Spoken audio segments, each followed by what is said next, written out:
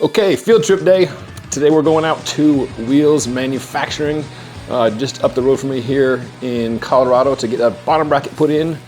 This giant Revolt, a bike I've been loving to the point of abuse sometimes. But first, a cautionary tale.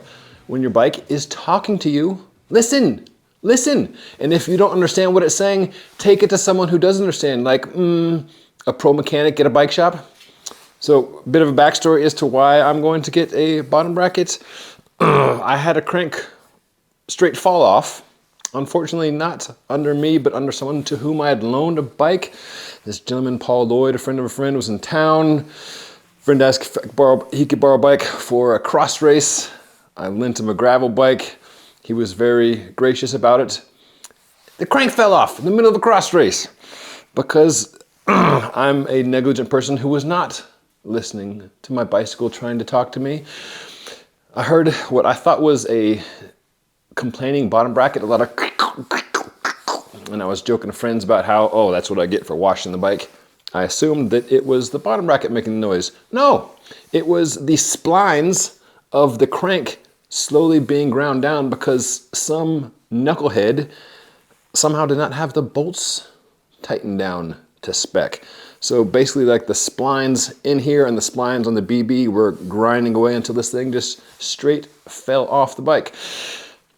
I've screwed up a lot of things, a lot of different ways. I've never done that particular screw up. So again, cautionary tale, kids. When your bike is talking to you, listen to it. Once I realized it was the crank making the noise and not the bottom bracket, figured I still want to go out and check out the Wheels Manufacturing operation and get a new bottom bracket anyhow. Now let's head on out to Wheels Manufacturing, a place that's been machining bottom brackets and other small parts like derailleur hangers since 1988. Let's go.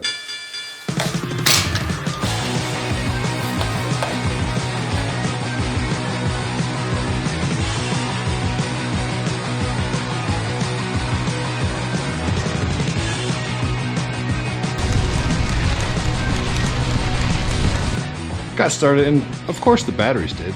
The GRX Di2 batteries did, so I'm back here at the garage.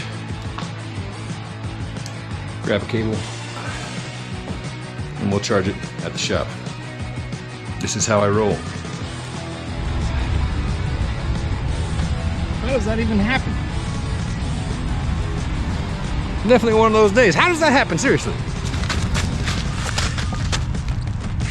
1 second.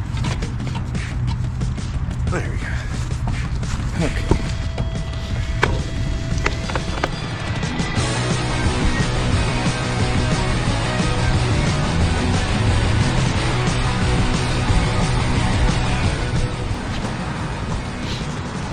Now we're in Louisville, heading up to the little business park where Pearl Zoom used to be.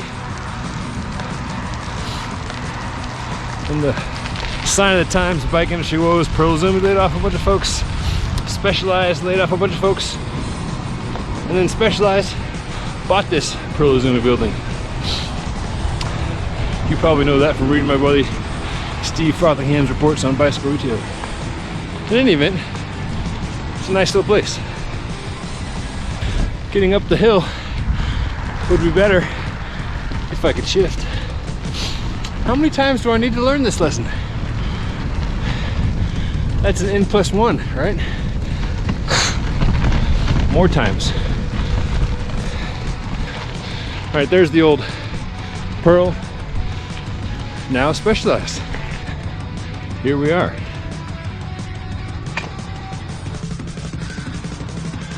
Wheels Manufacturing.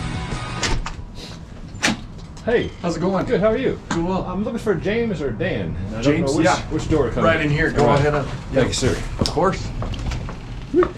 Dan, help me. I've done damage to myself. How are you? Good to see you. Good to see you too. So I'm hoping you can walk me through what the process would be for anybody replacing a press fit bottom bracket with a better bottom bracket. So sounds good. We can do that for you. Take it away, sir. Yeah. All right. Well, let's. The first thing we want to do, obviously, is get this in the stand to figure out what's going on with it. This is probably just a standard Shimano press fit bottom bracket that came stock on the frame. Bearings are of okay quality. In a mass-produced bottom bracket like this, they're getting them fairly inexpensively. Even Shimano does. It's basically it's a disposable item at some degree, and if it goes out, and the bearings, they inevitably will go out because it is a wear and tear item. That's the number one thing that we do get here at Wheels Manufacturing a lot. My bearings gone out. They went out. Why did they go out so quickly? Well, bearings on any bicycle, it's a wear and tear item. And that wear and tear varies for everybody, whether it is a professional racer or an average everyday person riding their bike on a daily basis or weekly basis or whatever it is.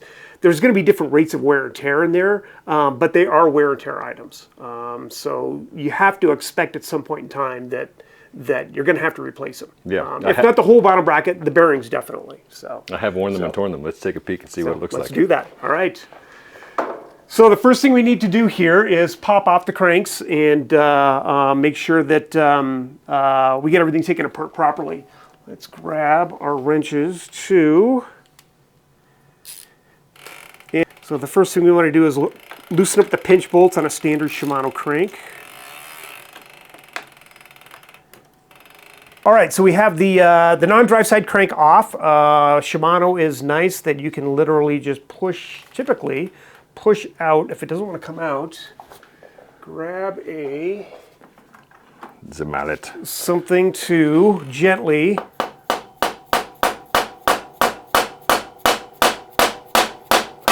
or not so gently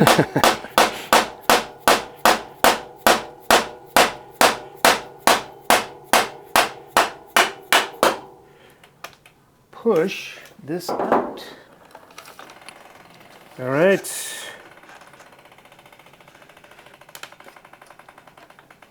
And there we go. So cranks have now been removed. And next thing we can do is inspect the bearings on both sides to see that one is actually seems pretty smooth. This side seems pretty smooth. There might be one little notch in there. So that tells me that the bearing on at least one side might be shot completely. So now comes the interesting part. You have to pop the whole complete bottom bracket out. There are a few tools out there that help with this, but generally speaking, on a bottom bracket like this, you just have to get some sort of punch, a good steady hammer, and pop out one side and then push out the other side as well. So, and this all is dependent upon how tight a press the tolerances are of the shell itself. Yeah, sometimes with press fit it seems like it's a hammer fit, and I've had like a Scott foil that was barely even a touch fit, where I take the cranks off and the bottom bracket just literally fell out. That's exactly it. It's tolerances for press fit can be all over the map. Yeah. And all the way down to a single frame can have an intolerant shell on one side and an out of tolerance shell on the other side. And that's where you do get, that's what invites the creaking in a press fit bottom bracket is things that are just wildly out of tolerance. Now, ultimately, with this style of bottom bracket,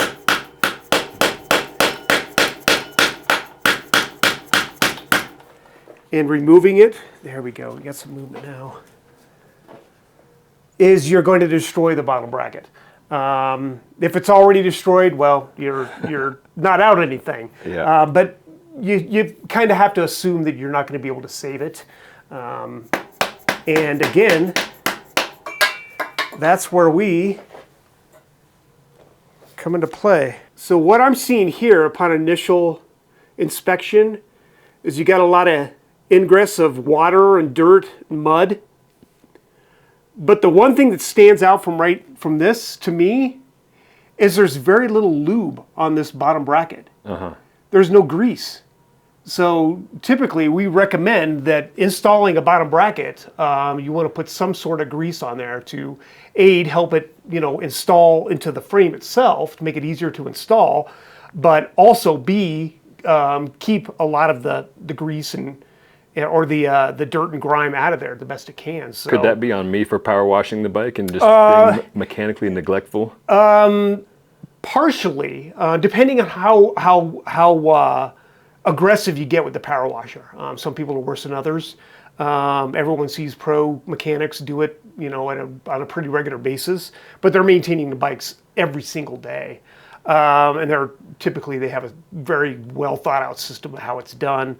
It all comes down to how aggressive you are. This is on the drive side, which it's extremely difficult for you to get a nozzle all the way down there to really blast out stuff.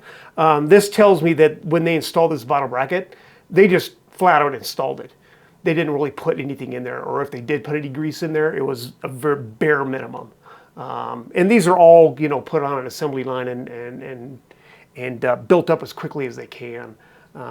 So that's why it's a little surprising that this doesn't show anything on there. Let's take a quick look at the shell. Yeah, definitely have a little bit of dirt and stuff in there. But yeah, that's pretty dry. That's the sleeve that sits in between the two halves of the bottom bracket itself. So based on that, what is your suggested solution here? Is it just another press fit? Is that all you've got to work with when you've got a shell without threads, or do we? We actually have. Is there a better way? There is a better way. We actually have two different types of bottom brackets for this specific configuration. For the BB86 configuration, we have a standard press fit bottom bracket that is literally a press fit bottom bracket. Yep. So it is the two press fit sides. But all aluminum. But a metal version. Yep. It's all aluminum. Yep, that goes in there. Yep. So that's one solution, and that's basically a direct replacement for what came out of there. Except Shimano's got plastic. Exactly. Yeah, exactly. So, and our tolerances are extremely tight. Or the other option, which is the better option, and this is what is going to go the best way of alleviating any creaks in there, is the thread together version of the BB86. So that, again, all made out of aluminum, but that is your thread together version. So this is what I'm after. That's what you're after. Yeah, because this one we'll be able to bring up to torque and make it essentially one complete unit in there instead of two halves that are moving against each other. Now, say a frame, not necessarily this thing, but a frame has loose tolerances, so there is a lot of movement, or there's potential for movement. Can this eliminate all that movement? By and large, yes. Okay. Up to more a so point. than just a more so than a standard press fit one. Up to a point. For those frames that are wildly out of tolerance, you're going to have to maybe rely on either more grease to help alleviate it. I've seen some folks just straight up glue a press fit in. I saw a campy mechanic on a. Some people have done that, actually epoxied it in. I don't recommend that. What I typically tell people do, if they, it's drastic. If people cannot get it to stop creaking, what I do recommend, or the tolerances are wildly out, they may need to put some sort of Loctite solution in there, or a bearing retainer type solution in there, and let that cure so that it won't allow, it'll fill that gap, that tolerance gap. I don't believe that's the case here. Just want to play devil's advocate and that's exactly it. If there is a case where the frame is so far out that those solutions won't work for you, then go back to the manufacturer. Go back to the shop, go back to the manufacturer, and have them deal with it as a warranty issue.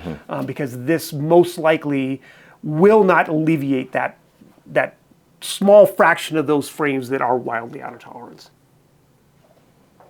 Now you can go as far as, if you do have problem frames as well, or if you know that you're going to be using your bike in either a very humid area or going to be riding in the rain a lot, you can use a good marine grade grease, something that's very hydrophobic.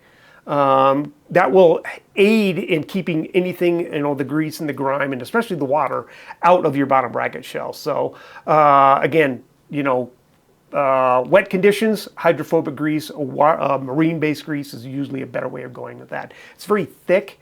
Just a word of caution there. It'll feel a little bit different than a standard, bike grease that everyone has, but that can go a long way for you. Oh, this? We call this our frame drift. So what it is you can see the lasered numbers on there. Those are the IDs of the standard bottom bracket shells that we typically work with. So what that's going to do is guide the bottom bracket shell into the bottom bracket, or the bottom bracket cups into the bottom bracket shell straight. How's that?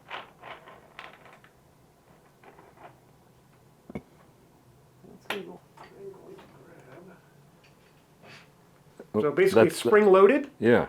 And this one is for a 1/2 inch diameter shaft. And just slide it and it'll lock into place. Slick. Make sure everything is perfectly straight before you start pressing in the bottom bracket. You don't want to go in crooked. So, and the tools that we provided, they ensure that. They go a long way to make sure you're getting everything straight in. Kind of along the lines. Right out of the gate. Measure twice, cut once. Exactly. Dual-sided, what we call our BB tool. So this has 2 different patterns on it, a 44 millimeter 16 notch pattern and a 48 millimeter or 48.5 millimeter 16 tooth pattern as well. That's the pattern that we use for the BB86 out bottom bracket shell, among a bunch of different other bottom brackets that we have as well. I don't typically recommend that you put anti-seize on here. Some people do, but a good grease is going to go a long way. Again, be liberal.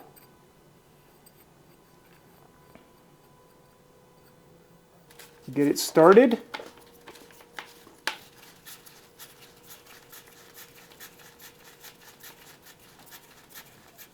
I can see it, or I can feel it starting to, I don't want to say fight against the press of the frame, but I can feel that it's now, the cup is now being installed into the frame. I can feel that tension, that friction in there. What we do is we undersize this cup just a tiny bit so you're not fighting against the press of the frame, a standard interference press. So that's how you can get it in, up to tolerance, up to torque. So get that in there. And now everything, you can give it a little spin if you need to. Everything is locked into place right here. I'm going to set it a little over 40 Newton. We recommend you can go anywhere from 35 up to 50 Newton. When installing one of these bottom brackets, I typically err on the lower end of 50, somewhere around 45 Newton to get it in there. Every frame may be a little bit different. 35 is probably going to be, to a large extent, for bigger people, it's going to be way too little. 50 may be way too much for some.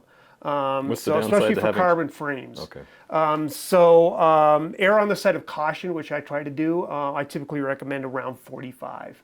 Shimano, they recommend 35 to 50. SRAM, I believe they recommend 50. So we try to have a little bit of a range in there based upon what type of frame you're putting it into. There we go.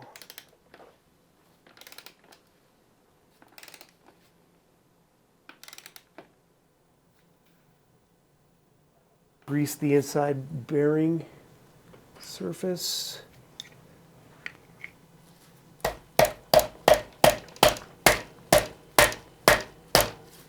There's one tight fit. There's no doubt about that. Scalpel. Scalpel. Dan, thank you very much, sir, for You're quite welcome. saving my BB. Yeah, you're quite welcome. If you've got a problem with your own BB, two options. One, take it to your local shop and let the professionals handle it. The other, if you feel comfortable working on your own bike, head to Wheels Manufacturing's website where they've got all sorts of resources where you can learn exactly what you need and get the tools to do it. Thank you, Dan. You're quite welcome. Now, James promised me a tour of the place. I know it's been veiled in secrecy, like seeing behind the curtain of Wizard of Oz, but I'm eager to take a peek. I don't want to take up too much of your time, but I'm eager to check out the place. Let's go do that. Go enjoy yourself. Thanks. You bet.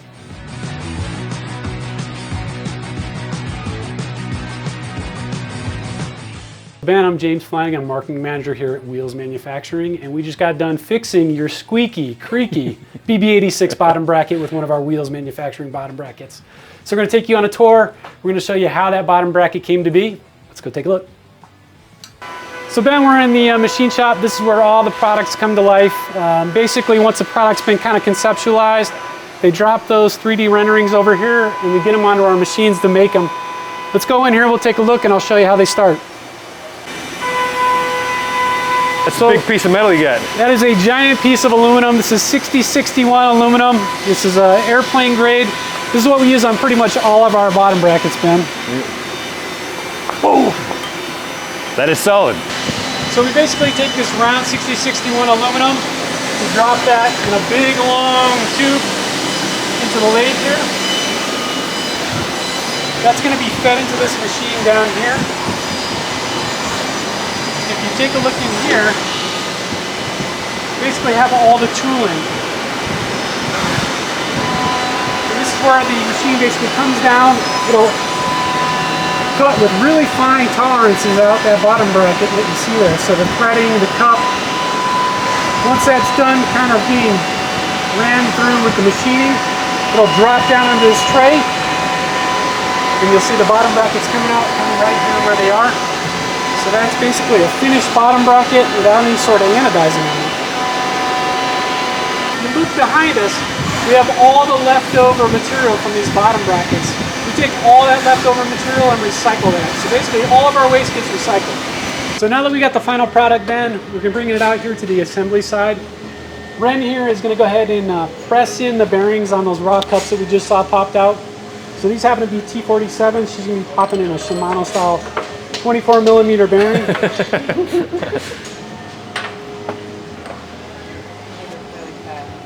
Is Ren going ahead and pressing in the bearings into the T47 cups. So not only do we manufacture all of the cups here, we also assemble the bearings into them. And where are the bearings coming from? The bearings that we're currently using on these T47 cups are Enduro bearings. So Ben, what you're seeing right now is Rich is doing our laser engraving. We do all our lasering in-house. They're done over here on our Epilogue lasers. What specifically is being lasered? So these, you just saw some, these are the T47 N24s. Yep. And that's what we're lasering here, which is the top of the bottom bracket. So when it goes in, you can tell which way to tighten and which side to get it on. And a little batch number and then Wheels Manufacturing. Thanks for the tour. Appreciate you stopping by, Ben. Great to see the good stuff that's going on here at Wheels Manufacturing. Appreciate it. Glad we could fix your creaky bottom bracket. Me Get you on your too. way. Me too. All right, thanks very much for that, Wheels Manufacturing.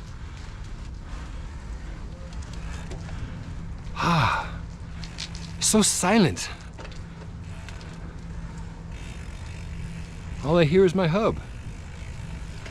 It's a thing of beauty. It's the small things.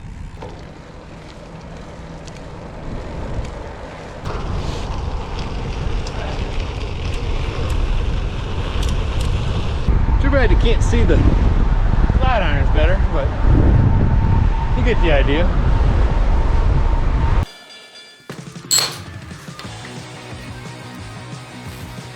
Home again, lickety split.